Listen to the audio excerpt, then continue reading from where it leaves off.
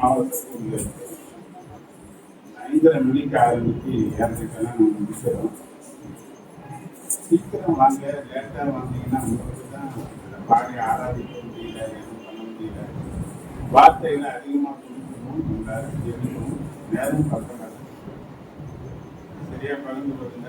Doctor உங்களை ஆசீர்வதிப்பார். யாராவது பார்த்தீங்கன்னா கொஞ்சம் நாளைக்கு, ஏன்னா நம்ம சொன்னோம்னா யாருக்குமே வரும். டாக்டர் உங்களை ஆசீர்வதிப்பாங்க.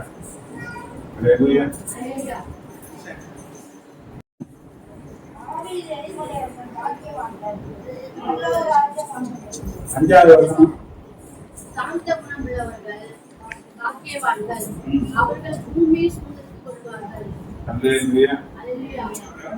ஆவியிலே எளிமை உள்ளவர்கள் பரலோகத்தை சொர்க்கம் இருப்பாங்க. சாந்த குணம் உள்ளவங்க இந்த பூமியை சொல்லுங்க.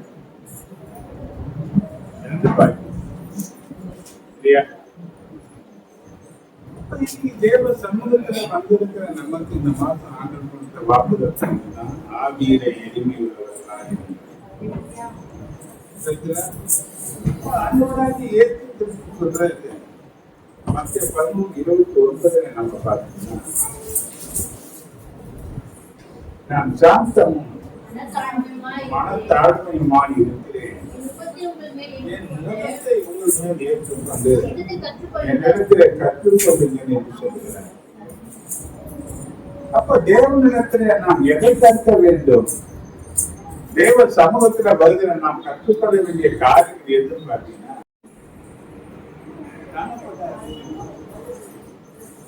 இந்த தாழ்மை பல காரணம் கொடுக்கிறது. தெரிந்து கொள்ளவில்லையா கேட்கிறேன். ஆனா அங்க சொல்லப்பட்டிருக்கு, நீங்களோ தரித்திரரை கனவீனம் பண்ணுகிறீர்கள், ஐஸ்வர்யவான்கள் அல்லவோ உங்களை வணங்குகிறார்கள், அவர்கள் அல்லவோ ஒரு நியாயாசனங்களுக்கு முன்பாக இருக்கிறார்கள், உங்களுக்கு தரிக்கப்பட்ட நல்ல நாமத்தை அவர்கள் அல்லவோ தூஷிக்கிறார்கள். இன்னைக்கு யார் யாரை தூஷிக்கிறாங்க, யார் யாரை பண்றாங்க பார்த்தீங்கன்னா, வசதியானவங்க தான் ஏழ்மையா இருக்கிறவங்க கிட்ட கடினமான காரியத்தை நடப்பிக்கிறாங்க. ஆனா இங்க ஆண்டவர் சொன்னாரு, ஆவியிலே இனிமை உள்ளவர்களுக்கு தான் பரலோகராஜ். ஒருவேளை இந்த உலகத்துல ஒண்ணுமே இல்லாம இருக்கலாம், ஒருவேளை 4 பேருக்கு மத்தியில் நீ அசப்ட் பண்ணப்பட்டவனாக இருக்கலாம், ஒருவேளை ஆகாது என்று தள்ளின கல்ல போல நீ காணப்படலாம், மற்றவர்களால் நீ புறக்கணிக்கப்பட்டவர்களாக இருக்கலாம். ஆனால் ஆண்டவர் சொல்லக்கூடிய ஒரு காரியம், ஆவியிலே எளிமை உள்ளவர்கள் பரலோக ராஜ்யத்தை சுதந்திரத்துக் கொள்வார்கள், அவர்கள் ஆசீர்வதிக்கப்பட்டவர்கள் என்று ஆண்டவர் சொல்கிறார். அல்லேலூயா, அல்லேலூயா, அல்லேலூயா. தரித்திரரை ராஜ்யத்தை சுதந்திரிக்கிறவராக தேவன் தெரிந்து கொண்டார் என்று யாரும் சொல்றார். இன்னைக்கு வேத பகுதிகளை ஒன்று சேர்க்கும் போதுதான் தேவனது முழு ஆலோசனையும் நாம் அறிந்து கொள்ள முடியும். அப்ப எளிமைக்கு எதிரான குணாதிசயங்கள் நம்ம தமிழ்ல பார்த்தீங்கன்னா டிரான்ஸ்லேஷன் கம்மியா இருக்கு. இந்த எளிமை என்றதுக்கு பல அர்த்தங்கள் டிரான்ஸ்லேஷன்ல இருக்கு. எளிமைன்னா என்ன அர்த்தம் புரியும் உங்களுக்கு? இதுக்கு எதிரான குணாதிசயங்கள் என்ன? பெருமை,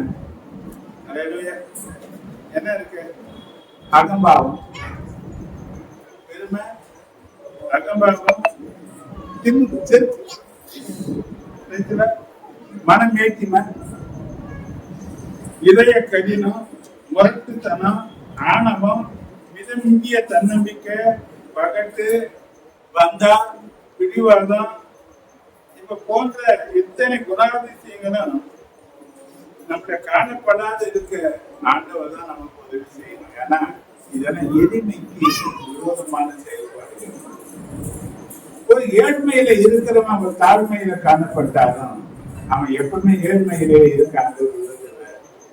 அவனை நாளுக்கு நாள் அவனை ஆசீர்வதிக்கிறார். ஏன்னா இருக்கிறவனை ஆசீர்வதிப்பதுதான் கர்த்தர். இருக்கிற நிலையிலே இருக்கணும்னு சொல்லி ஆண்டவர்.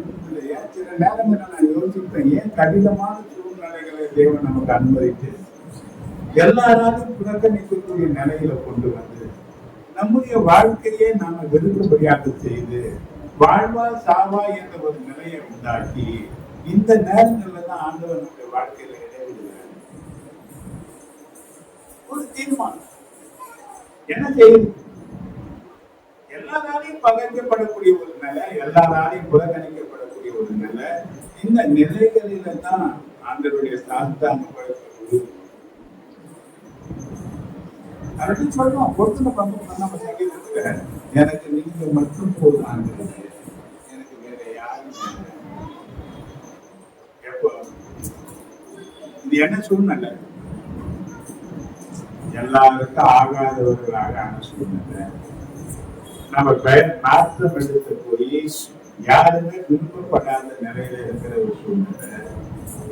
வருமானங்களோ வசதிகளோ அல்லாம யாரையும் எதிர்பார்த்து வாழக்கூடிய ஒரு காலநிலை.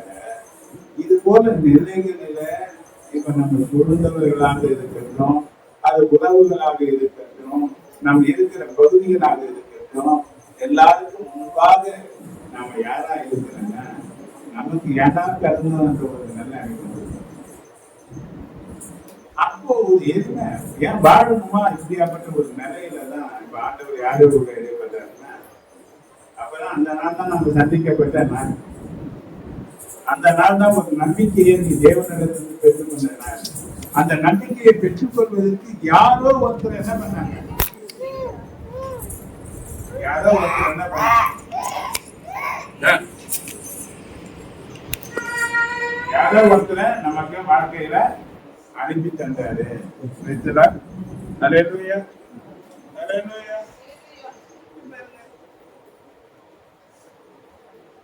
இப்பதான் நம்ம சொன்னோம் ஆண்டவர்களுக்கு, எனக்கு யாரும் இல்லைன்னாலும் கூட பரவாயில்ல, நீங்க இருந்தா அன்னைக்கு பார்த்தோம்னா அதுதான் இருக்கும். வீடு சர்ச்சு எங்கதான் இருந்தாங்க, வேலை இருந்தா வேலைக்கு போனோம், இருந்தா வீட்டுல உட்காந்தோம். 4 பேர் நமக்கு உறவுகள் இல்லை, எல்லாராலும் புறக்கணிக்கப்பட்ட ஒரு நிலை.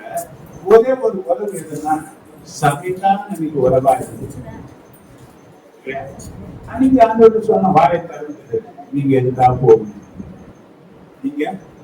ஆனா ஆண்டவர் நம்பி கர்த்தருடைய ஆலயத்துல நாட்டப்பட்டவர்களே என்று பார்த்து நாளுக்கு நாள் ஒண்ணு வளர செய்து ஒரு ஆசீர்வாதத்தை ஒரு செழிக்கும் பொழுது ஒரு கனிவுள்ள மரபோட நான் மாற்றின பிறகு இப்ப எல்லாம் எங்க வராங்க? அன்னைக்கு வெறுத்தவங்க, அன்னைக்கு பூசிக்கிறவங்க, அன்னைக்கு புறக்கணித்தவங்க, அன்னைக்கு ஆகாதுன்னு சொன்னவங்க, இது உருப்படாது என்று சொன்னவங்க, இப்ப எல்லாருக்கும் மத்திய ஒரு ஆச்சரியமான ஆசீர்வாதமாக கருத்தவங்க நிறைவேற்றின பிறகு இந்த ஆடுல எல்லாம் தேடி மீண்டும் வருது. ஆனா அப்படி வந்த பிறகு நீ என்ன செய்யணும் பார்த்தீங்கன்னா, வந்தவங்களை ஏற்றுக்கொண்ட ஆனா வாழ வைத்த ஏற்றுவது என்ன பண்ண?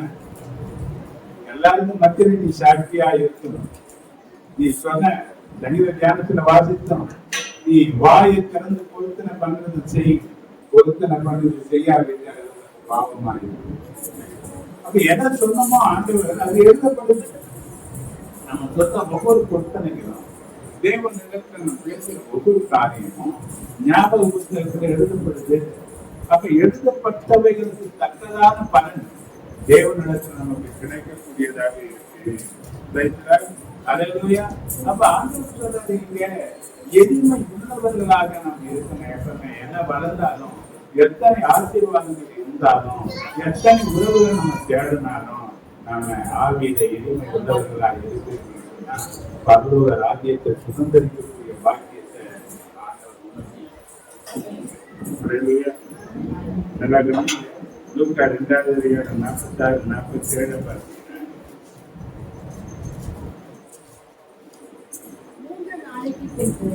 3 நாளைக்கு பின்பு அவர் தேவாலயத்திலே போதகர் நடத்தி உட்கார்ந்திருக்கணும். அவர்கள் பேசுகிறதை கேட்கவும் அவர்களை வினாவும் கண்டார்கள். அவர் பேசி கேட்ட யாவரும் அவருடைய புத்தியிலும் அவர் சொன்ன மறுதரங்களை 12 வயசு. இயேசுக்கு என்ன வயசு?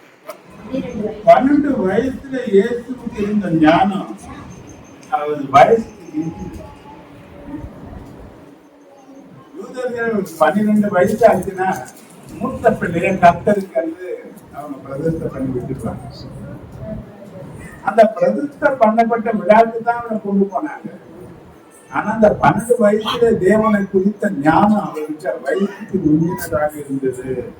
ஆனாலும் அவர் ஒருபோதும் தலகணத்துக்கு இடம் கொடுக்கல. யாரோட பேசுறாரு?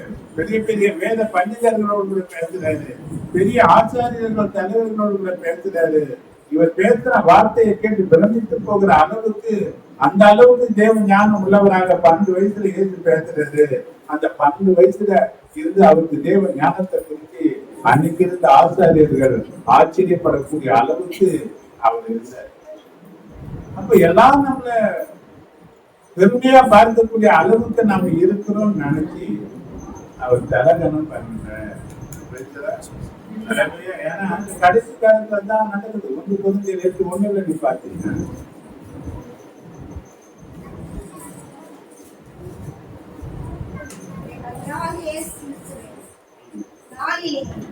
நீங்கள் குற்றம் சாட்டப்படாதவர்களா இருக்கப்படி ஒளிய பரியந்தால் அவர் உங்களை ஸ்திரப்படுத்துவார்.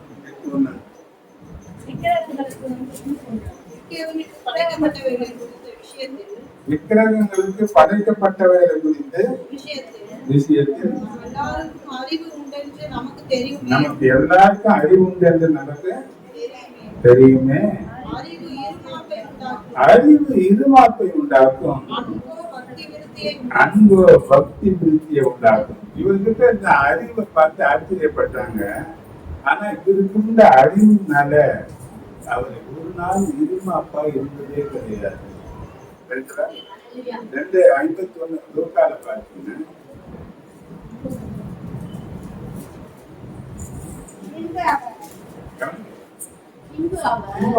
மூணு நாளைக்கு முன்பாக அவங்க பிரதான ஆச்சாரியத்துல பேசுறாங்க. இவங்க திரும்ப கூட்டு போறாங்க. பெற்றோர்கள் பாதி வழியில போனதற்கு ஏற்று இல்லை என்பதை பாக்குறாங்க. அவங்க சொந்தக்காரர்களிடத்துல மற்ற இடத்துல எல்லாம் தேடுறாங்க. எங்கேயுமே அவருக்கு கிடைக்காத பட்சத்துல மீண்டுமாக தேவாலயத்துக்கு வராங்க. தேவாலயத்துல வரும்போது இவர்கள் அந்த வேத பண்டிதர்களோடு கூட பிரதான ஆச்சாரியர்களோடு கூட பேச்சுக்கிட்ட பார்த்து கேட்கிறாங்க, அவனே ஏன் எங்களுக்கு இப்படி செய்தார்? நாங்கள் எல்லாம் விசாரப்பட்ட வருத்தப்பட்டோமே, ஏன் இப்படி செய்த? நான் என் பிதாவிற்கு அடுத்த காரியங்களில் இருக்க வேண்டியது என்பதை நீங்கள் அறியவில்லையான்னு கேட்கிறேன். அவங்க அந்த அர்த்தத்தை புரிந்து கொள்ளாததுனால அவங்களுக்கு ஆர்குமெண்ட் பண்ணலான்றது. அவருக்கு கீழ்ப்படிந்து, பெற்றோருக்கு கீழ்ப்படிந்து 30 வயசு வரல யாருக்கு கீழ்ப்படிந்து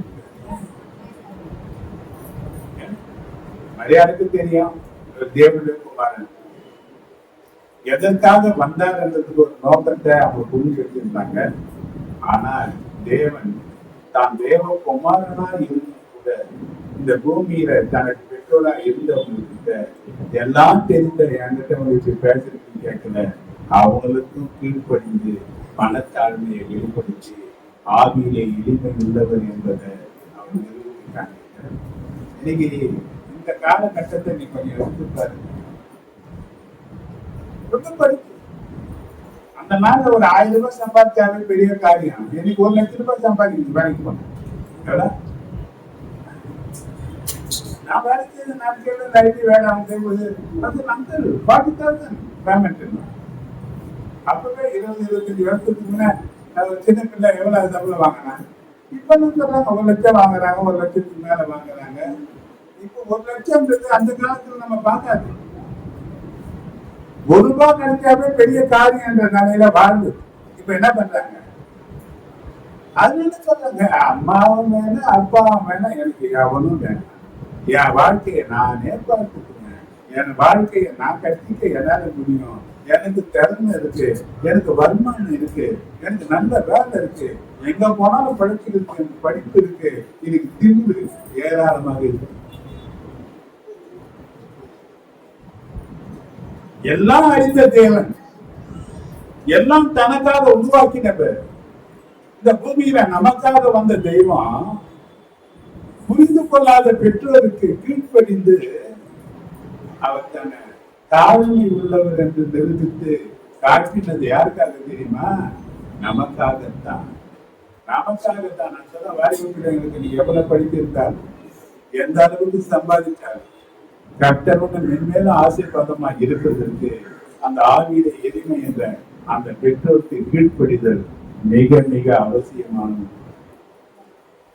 எங்க வளர்வேன், எங்க வளர்வேன். ஆனா இந்த காலகட்டம் அது இல்லை இல்லையா? இந்த காலகட்டத்தை பத்தி எதுக்கு அது கடைசி காலம் சொன்னா நீங்க பார்க்கலாம். 2 தீமோத்தேயு 3 அதிகாரம் 1-2 வசனத்தை நீ வாசிச்சு மேலும் கடைசி நாட்களில் கொடிய காலங்கள் வரும் என்ற அறிவாயாக எப்படி மனுஷர்கள் எப்படி நான் சம்பாதிக்கிறேன், நான் அடிக்கிறேன், என்னடா என் சரீரத்தை நான் காப்பாத்திக்கிறேன்பா, என்ன நான் பாத்துக்கிறேன்பா, எனக்கு நான் முக்கியம்பா. அதனால நான் சம்பாதிக்கிற 10,000 ரூபாய் சம்பாதிக்கிறான்னா 7,000 ரூபாய் யாருக்கே செலவழிச்சுக்கிறான். இந்த 3,000 ரூபாய் எடுத்து வந்து உனக்கு ஒரு ஆளுக்கு 7,000 ரூபாய், 3 பேருக்கு எத்தனை ஆயிரம் தருவீங்க?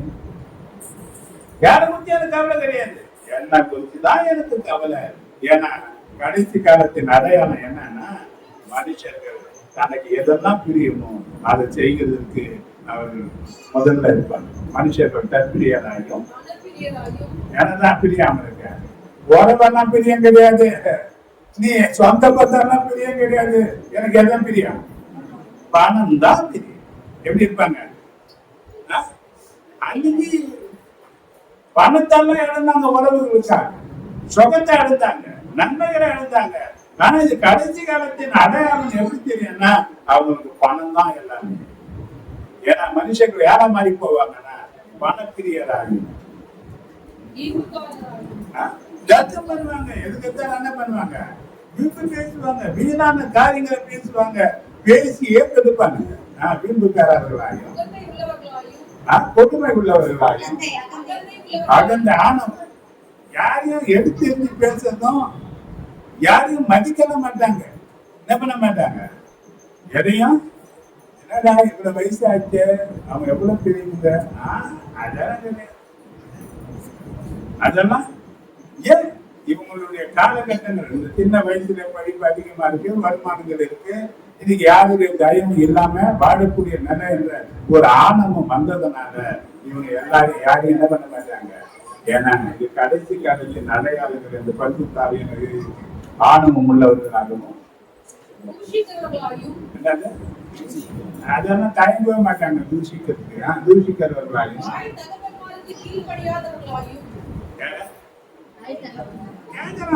ஏன்டா என்ன பெத்த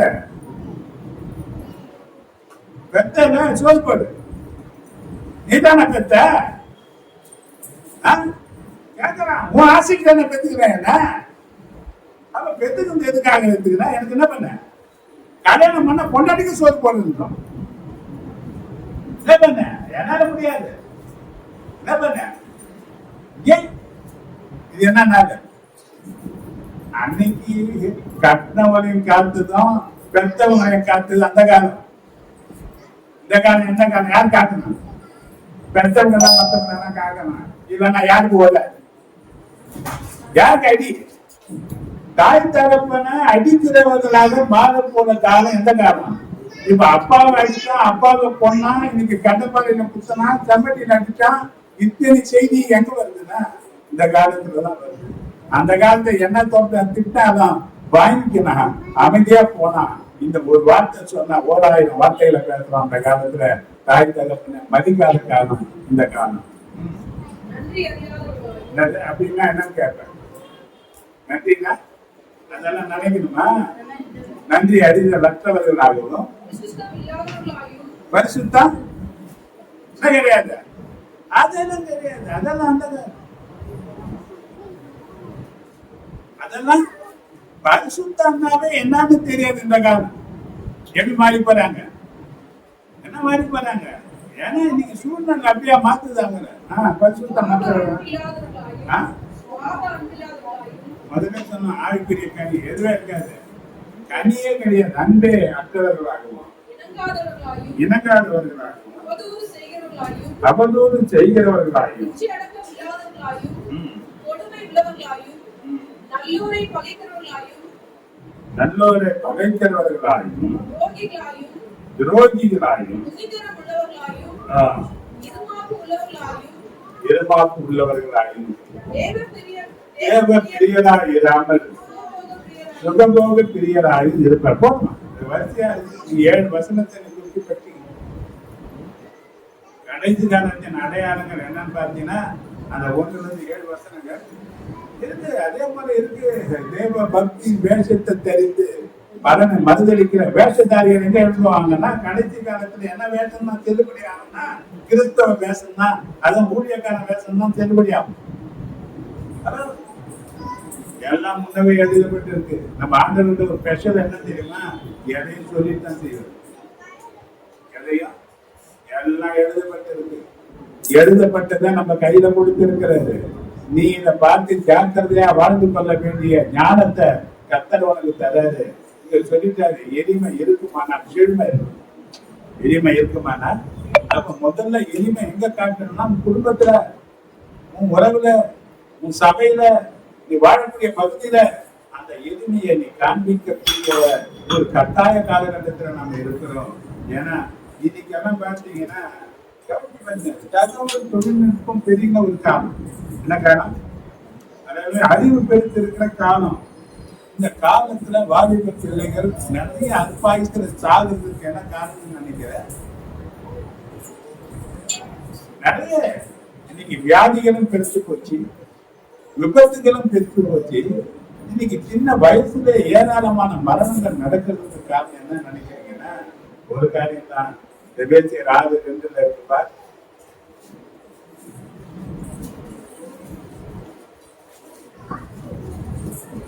நன்மை உண்டாயிருப்பதற்கும் உனக்கு நன்மை உண்டாயிருப்பதற்கும் பூமியிலே உன் வாழ்நாள் நீடித்திருப்பதற்கும் பூமியிலே உன் வாழ்நாள் நீடித்திருப்பதற்கும் தகப்பனையும் தகப்பனை தாயும் கனம் பண்ணுவாயா. யாரு கனம் பண்ணணும்?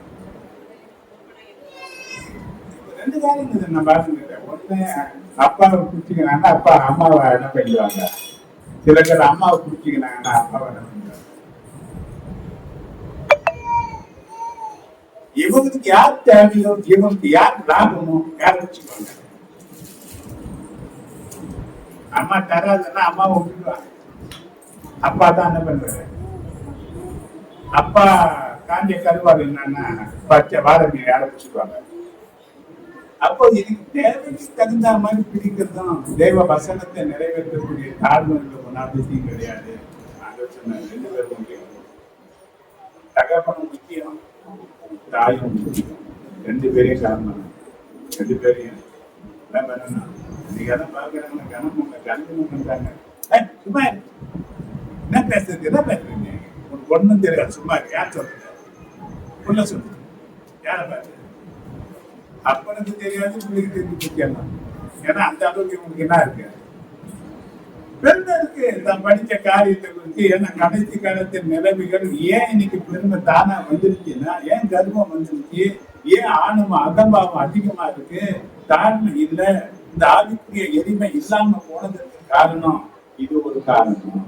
ஆனா ஆண்டவர் சொல்லுகிற ஆவியில எளிமை உள்ளவர்கள் பாக்கியவான்கள், அவர்கள் பரலோக ராஜ்யத்தில். யார் பரலோக ராஜ்யம்? பாருங்க, மத்திய 2வது அதிகாரம் 22-23.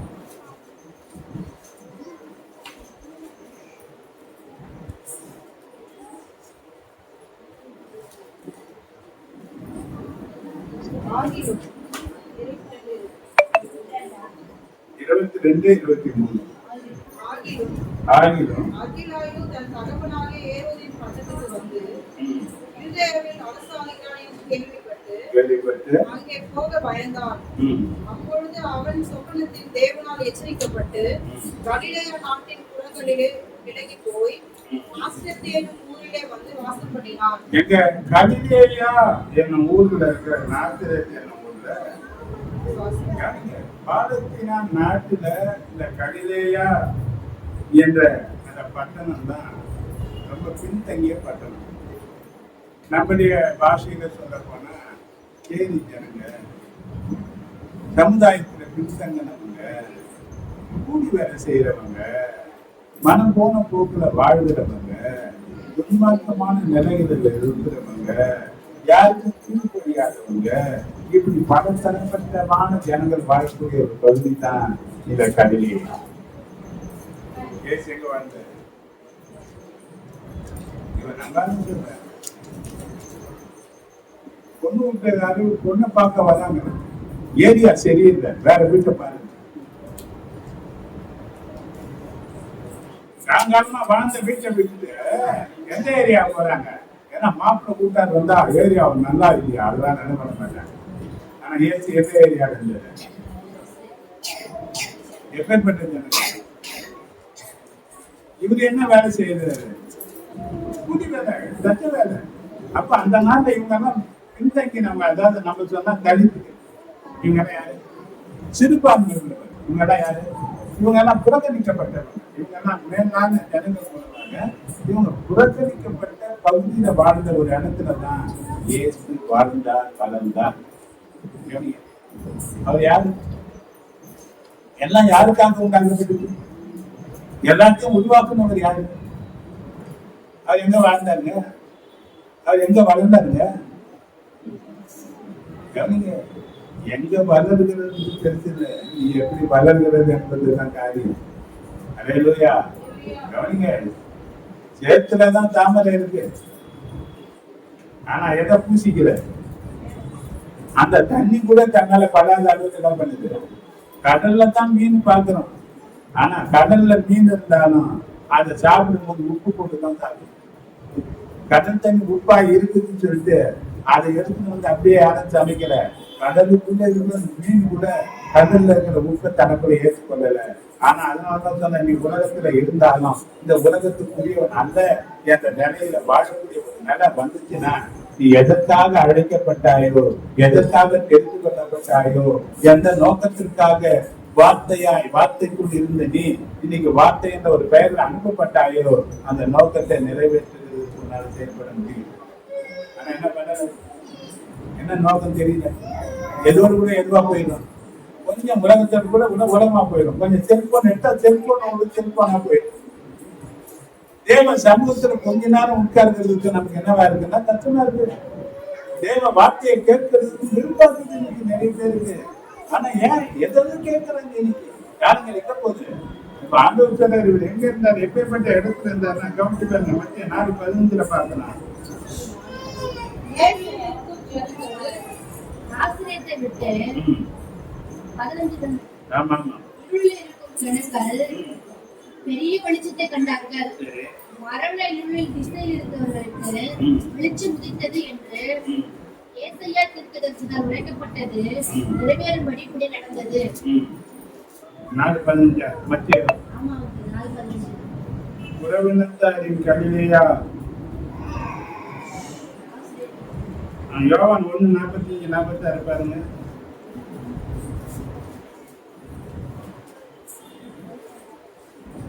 யோவான் முதல் அதிகாரம் 45-46.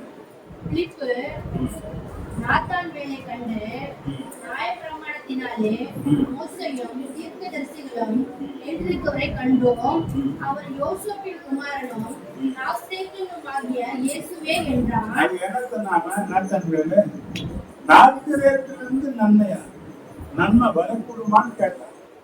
எந்த ஊர்ல இருந்து? ஏன் அங்க இருக்கிற ஜனங்கள் எப்பேற்பட்டவங்க? உண்மையற்றவர்கள், கொடுக்கமில்லாதவங்க, மனப்போன வாழ்க்கையில வாழ்ந்தவங்க. அங்கிருந்து ஒரு திருப்பதி வர முடியுமா என்ற ஒரு கேள்வி என்ன பண்றாங்க? நாத்தான் கேட்கிறான். அல்லேலூயா, அல்லேலூயா. யோவான் 7ஆம் அதிகாரம் 50-52 வசனத்தை நீங்க பார்த்தீங்கன்னா இன்னொரு காரியம் எழுதப்பட்டிருக்கு. அவரிடத்துக்கு வந்தவனும் அவர்கள் ஒருவனுமாகிய நிக்கோதேம் என்பவன் அவர்களை நோக்கி, ஒரு மனுஷன் சொல்வதை கேட்டு அவன் செய்திகளை அறிவதற்கு முன்னே அவனை ஆக்கினைக்கு உட்படுத்தலாமா என்று நம்முடைய நியாயப்பிரமாணம் சொல்லுகிறதே என்றான். அதற்கு அவர்கள், நீரும் கலிலேயனோ? நீரும் கலிலேயரா? கலிலேயாவில் ஒரு தீர்க்கதரிசியை எழுந்துகிறது என்பதை ஆராய்ந்து பாருங்கள். அப்ப கலிலேயாவிலிருந்து எந்த நன்மைகளும் வராது என்று சொன்னாங்க. இந்த பின்னணியை கொஞ்சம் கவனித்து பாருங்க. இந்த நூற்றாண்டில நமது நாட்டில தீண்டப்படாதவர்கள் என்பவர் மற்றும் வாழும் முடிச்ச பகுதிகள் இன்னும் ஏராளமா இருக்கதான் செய்யும். இப்படிப்பட்ட ஜனங்கள் இருக்கிற இடத்துல குடியிருக்கும்படி இயேசுவை தேவன் என்ன பண்ணார்னா அனுப்பினார். எங்க இருக்க முடியும்? தேவன் அனுமதித்த இடம். நமக்கும் ஒவ்வொரு குடியிருப்புகளை வச்சிருக்கிறாரு. நாமும் ஒவ்வொரு சமுதாய மக்கள் மத்தியில் வாழும்படியாக தேவன் வச்சிருக்கிறாரு. தேவன் தீர்மானித்த தீர்மானம். அல்லேலூயா. நீ கவனிச்சு பாருங்க. எல்லாம் என்னாலதான் உண்டாக்கப்பட்டுச்சு, எனக்காக தான் படைக்கப்பட்டுச்சு. என்ன போயிட்டு தலையில போடுறீங்கன்னு பிதாவிட்ட கேட்கிறேன். என்ன போய் இந்த தேதி ஜனங்கள் இருக்கிற இடத்துல, இந்த தீண்டப்படாதவர்கள் சொல்ற இடத்துல, பொல்லாத மனுஷர்கள் வாழக்கூடிய இடத்துல வாழ செய்தீங்கன்னு கேட்கல. தேவனுடைய சித்தத்திற்கு தேவன் சத்தம் காட்டாம கீழ்ப்படினார். இன்னைக்கு நாம என்ன பேசுறாங்க? சின்ன குழந்தைக்குள்ள வளர்ந்த வரையிலும் தெரியல நம்ம இருக்கிற இடம் எப்படிப்பட்டதுன்னு. ஆனா கொஞ்சம் வளர்ந்து மேலா வரணும் போது என்ன தெரியுது? ரொம்ப மோசமான இடம்.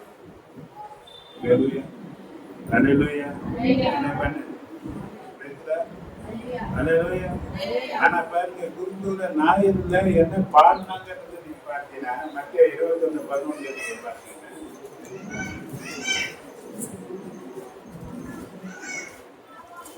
செய்த அதிசயங்கள் தாவீதின் குமாரனுக்கு ஓசன்னா என்ற தேவாலயத்திலே ஆர்ப்பரிக்கிற பிள்ளைகளே, பிரதான ஆசாரியரும் வேதபாரகரும் கண்ட கோபம் அடைந்து அவரை நோக்கி, இவர்கள் சொல்லுகிறதை கேட்கிறீரே என்றார்கள். அதற்கு இயேசு, ஆம் கேட்கிறேன். குழந்தைகளுடைய வாயினாலும் பாலருடைய வாயினாலும் புதி உண்டாகும்படி செய்தீர் என்பதை ஒரு காலம் வாசிக்கவில்லையா என்றார். இவர் கலிலேயாவில் உள்ள நாசரேத்திலிருந்து வந்த தீர்க்கதரிசியாகிய இயேசு என்று சொல்லி புகழ்ந்து அவரை ஓசன்னா போட்டாங்க. இந்த கலிலேயாவில் இருந்து ஒரு நன்மை வருமா என்று கேட்டவங்க, கலிலேயாவில் இருந்து ஒரு தீர்க்கதரிசி வருவாரான்னு சொன்னவங்க. ஆனா கலிலேயாவில் இருந்து வந்த தீர்க்கதரிசி இயேசுன்னு சொல்லி ஜனங்கள் எல்லாம் குருத்தோலை ஞாயிறை கொண்டாடினாங்க. அவருக்கு ஓசன்னா பாடினாங்க. ஏன்னா ஆவியிலே கர்த்தர் ஆசீர்வதிக்கிறார். எளிமை உள்ளவர்கள் மேன்மையான ஆசீர்வாதங்களை பெற்றுக் கொள்வார்கள் என்பதற்கு தேவன் நமக்கு முன்னடையாளமாக இருக்கிறார். 26 பாருங்கள். மத்திய 26:69 தருணத்தில் பேதுரு வெளியே வந்து அரண்மனை முற்றத்தில் உட்கார்ந்திருந்தார். அப்பொழுது வேலைக்காரி ஒருத்தி அவனிடத்தில் வந்து, நீயும் கலிலேயனாகிய இயேசுவோடு கூட இருந்தாயே என்றாள். அதற்கு அவன், நீ சொல்லுகிறது எனக்கு தெரியாதது என்று எல்லாருக்கும் முன்பாக மறுத்தான். அவன் வாசல் மண்டபத்திற்கு போன பொழுது வேறொருத்தி அவனை கண்டு, சற்று நேரத்துக்கு பின்பு அங்கே நின்றவர்கள் பேதுருவிடத்தில் வந்து, மெய்யாகவே நீயும் அவர்களில் ஒருவன், பேச்சு உன்னை வெளிப்படுத்துகிறது என்றார்கள். அவருடைய பேச்சு பாணிய வெளிப்படுத்துகிறது. இப்ப கூட நீங்க போனீங்கன்னா இந்த பெசன் நகர் பக்கத்துல ஒரு பக்கத்துல கொஞ்சம் அப்படி உள்ள போனீங்கன்னா அவங்க பேசுற பேச்சை பார்த்தீங்கன்னா நல்லா திரும்ப பேச்சு அவங்க ரொம்ப தாழ்வு. 21ஆம் நூற்றாண்டே அப்படின்னு சொன்னா முதலாவது நூற்றாண்டுல அவன் பேச்சு எப்படி இருக்கு? இவன் பேச்சே காய்ச்சி கொண்டு சொல்ற அளவுக்கு இயேசு மறுதளிக்கும் போது சொல்றாங்க கலிலேயா தானே.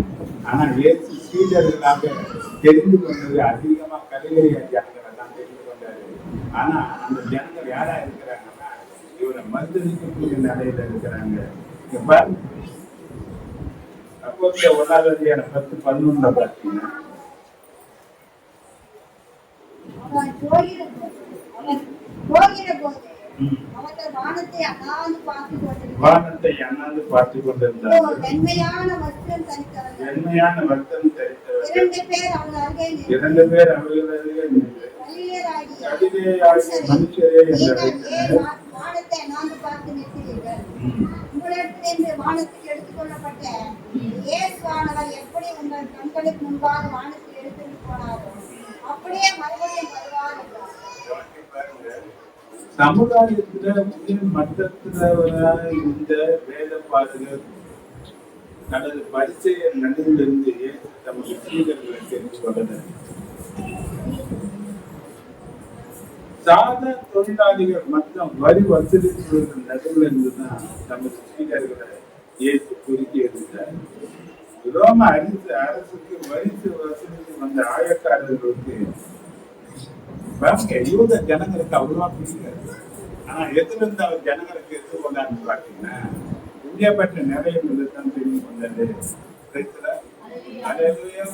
கலிலேயாவுக்கு இயேசு இதயத்துல சிறப்பான இருதயம் இருந்தது. மத்திய 4:23 பார்த்தீங்கன்னா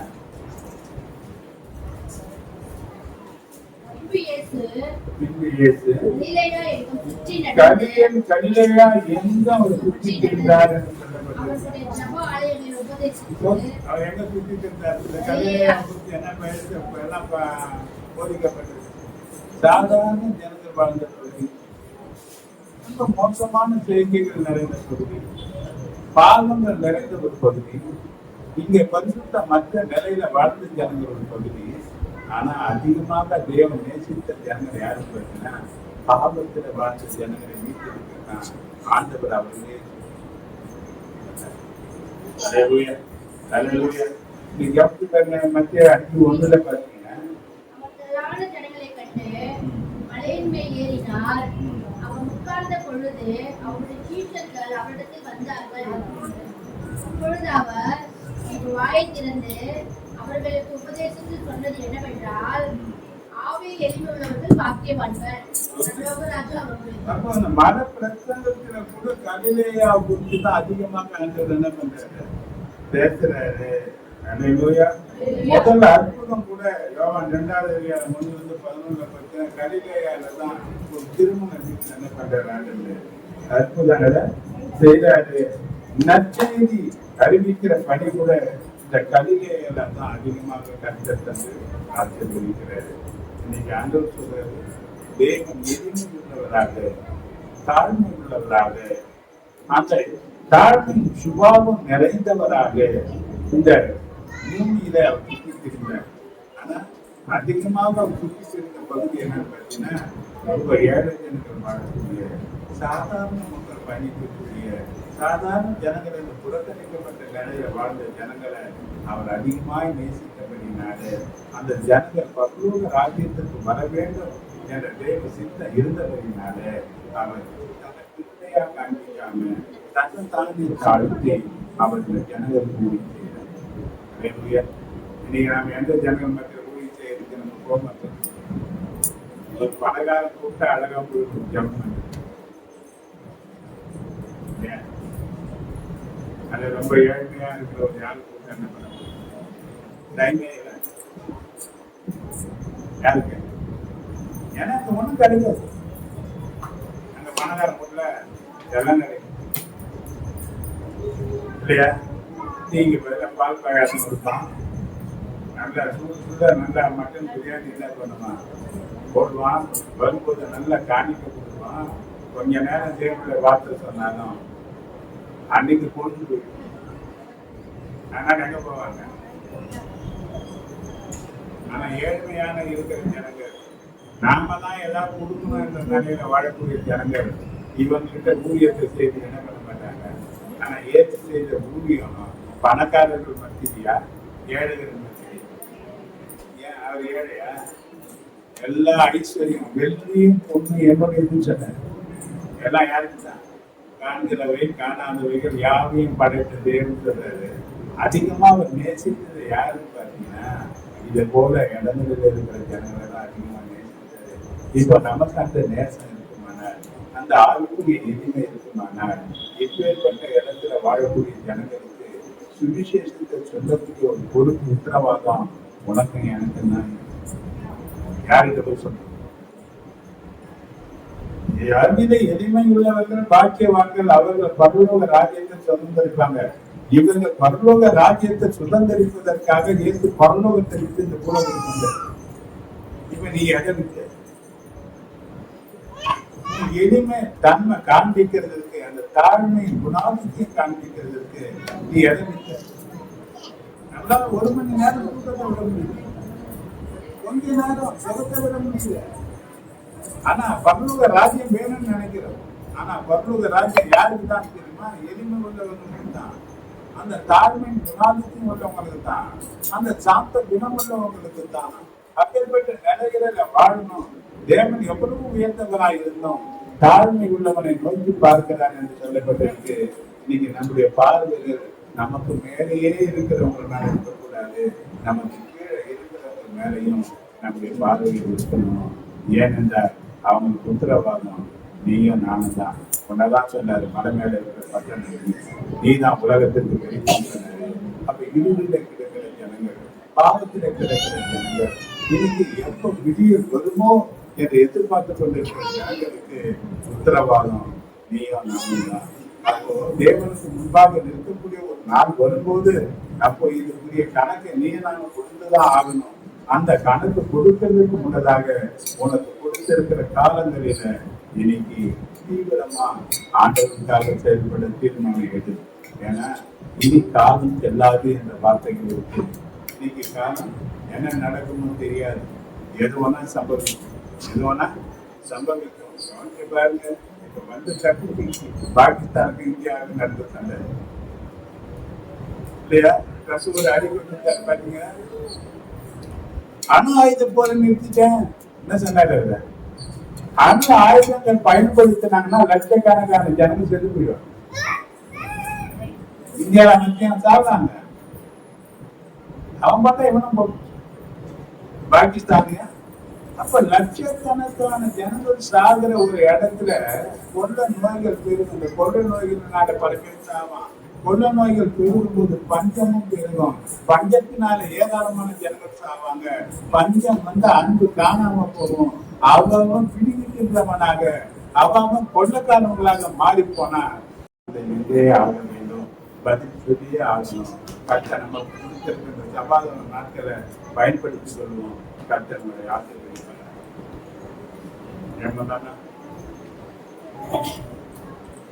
ஒரு காணிக்கை கொடுத்து நம்ம கிடைச்சிட்டோம்.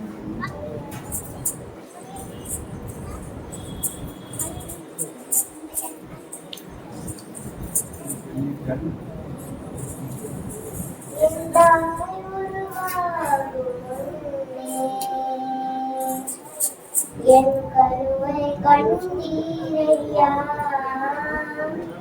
என் பெயர் உருவாகும் முன்னே பெயர் சொல்லி அழைத்தீரையா, என் தாய் உருவாகும் முன்னே என் கருவை கண்டீரையா, என் பெயர் உருவாகும் முன்னே பெயர் சொல்லி அழைத்தீரையா. உமக்கு நன்றி சொல்லுவேன், சொல்ல வார்த்தையே இல்லை. நீங்க போதிய வாழ்க்கை முழுவதும் வேறு ஆசையே இல்லை.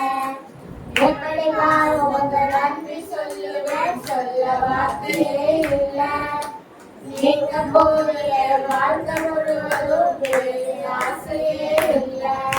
என் தாய் உருவாகும்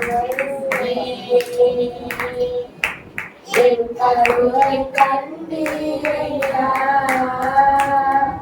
என் பெயர் உருவாகும் பெயர் சொல்லி அழைத்தீரையா. எலும்புகள் உருவாகல, நரம்புகள் உருவாகல, தசைகள் உருவாகல, தரிசனம் உருவாகவே. கருவிலே தரிசனம் உருவாகவே. எலும்புகள் உருவாகல, நரம்புகள் உருவாகல, தசைகள் உருவாகல, தரிசனம் உருவாகவே. தாய் கருவிலே தரிசனம் உருவானதே. எப்படிப்பா உனக்கு நன்றி சொல்லுவேன், சொல்ல வார்த்தையே இல்லை. எங்க போகிற வாழ்க்கை முழுவதும் வேறு ஆசையே இல்லை.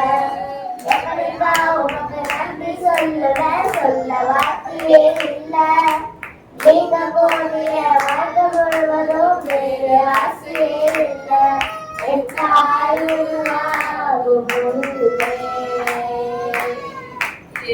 கருவை கண்டீரையா, என் பெயருருவாகும் முன்னே என் சொல்லி அழைத்தீரையா. அறியாமல் அழைத்து கொண்டு அறையாமல் காத்து கொண்டு ஒரு சிறக்க செய்து பத்திரமாயனை சுமந்தீரே. தாய் கருவிலே பத்திரமாயனை சுமந்தீரே. அறியாமல் அழைத்து கொண்டு கலையாமல் காத்து கொண்டு ஒரு சிறக்க செய்து பத்திரமாயனை சுமந்தீரே. தாய் கருவிலே பத்திரமாயனை சுமந்தீரே. எப்படிப்பா உனக்கு நன்றி சொல்லுவேன், சொல்ல வார்த்தையே இல்லை. நீங்க போதிய வாழ்க்கை முழுவதும் வேறு ஆசையே இல்லை. எப்படிப்பா உனக்கு நன்றி சொல்லுவேன், சொல்ல வார்த்தையே இல்லை. நீங்க போதிய வாழ்க்கை முழுவதும் வேறு ஆசையே இல்லை. என் தாயுருவாகும் முன்னே என் கருவை கண்டீரையா,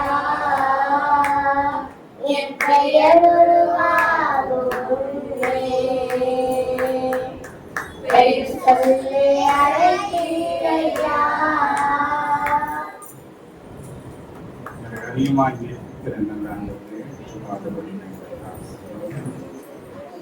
இந்த ஆராதனையோடு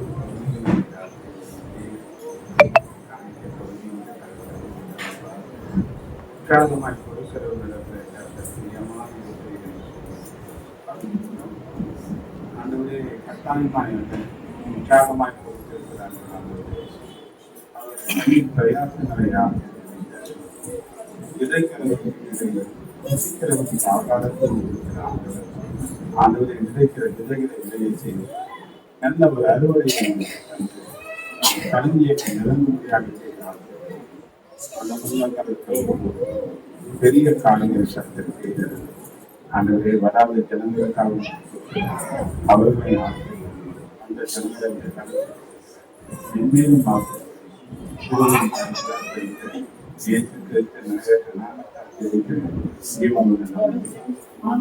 டிஃபன் வந்து ரூத் அக்காவும் ஷீபாவும் எடுத்துக்காங்க.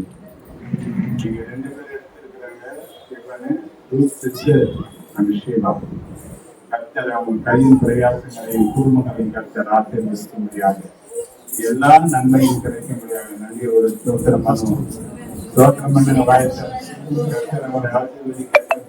அடுத்த வாரம் கர்த்தர் அவங்களை ஆசீர்வதிக்க. என் ஆத்மாவே கர்த்தரை ஸ்தோத்திரி, எப்பொழுதுமே பரிசுத்தமான நாமத்தை ஸ்தோத்திரி.